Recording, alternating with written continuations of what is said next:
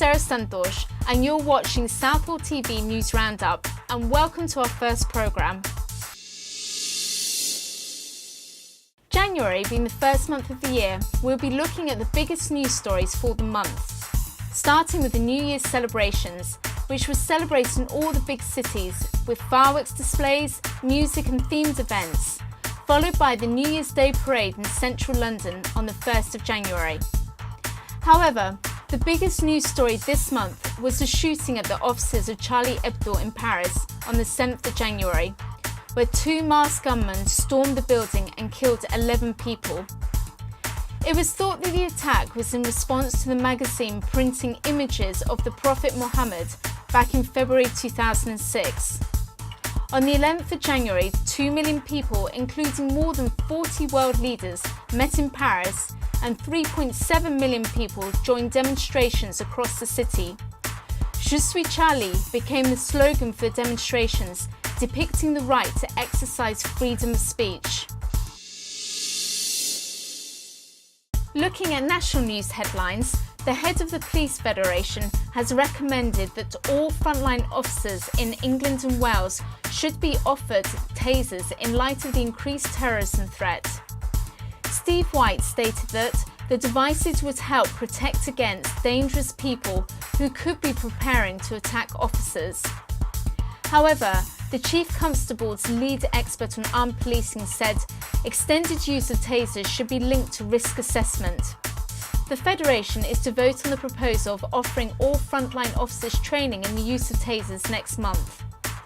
Mr. White said that the police officers should be able to respond to the current threat environment and that we have to make sure that we give them every opportunity to respond to the threat. Tasers were initially introduced in 2003 as an alternative for firearms officers facing potentially dangerous suspects. However, there have been a number of deaths related to the use of the guns. Amnesty International UK Arms Director Oliver Spragg stated, "We've always said that tasers can play a part in policing operations where there is a clear risk of death or injury to the police officer or to members of the public. But tasers should be used sparingly and only by highly trained officers." I think that the introduction of any ways to deter those people, and the terrorists and others attacking the communities and attacking other faiths is a good way. But whether this is the right way or not, we have to wait and see. In other news, Benedict Cumberbatch and Stephen Fry are among signatories of an open letter asking the government to pardon 49,000 men who were prosecuted for being gay. Cumberbatch plays Alan Turing in the film The Imitation Game, and Alan Turing was convicted of gross indecency in 1952 and then went on to kill himself in 1954. He was pardoned in 2013 by the Queen. Now campaigners who want others who were convicted of similar events also to be pardoned. A letter printed in The Guardian states, "The UK homophobic laws made the lives of generations of gay and bisexual men intolerable." The letter describes Turing as one of the greatest heroes of the 20th century for helping to crack the Enigma code, and says that he was pivotal in the development of modern computers. The letter continued, with the apology and pardon of Alan Turing is welcomed, but ignores 49,000 men who were convicted under the same law, many of them who also took their lives. An estimated 15,000 men are believed to still be alive. In local news, the Independent Health Commission, which was set up to look at the impact of the decision to reduce hospital services, will be holding public hearings across West London in response to the closures of accident and emergency departments in Hammersmith and Central Middlesex hospitals back in September 2014. The Health Commission will also look at plans to remove Ealing and Charing Cross hospitals, replacing them with smaller hospitals, which will result in a reduction in acute hospital beds, as well as the accident and emergency departments being removed.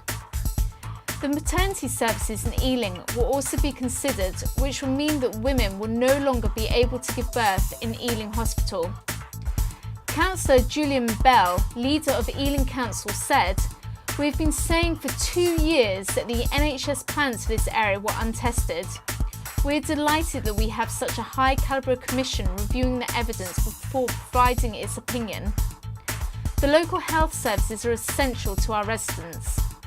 The first session will be held on Saturday the 14th of March at Hammersmith Town Hall, after which the Commission will move to Ealing Town Hall on Saturday the 21st of March. The idea that you can close something like 1,000 beds, you can close 4 main departments in a small area like North London, defies all logic.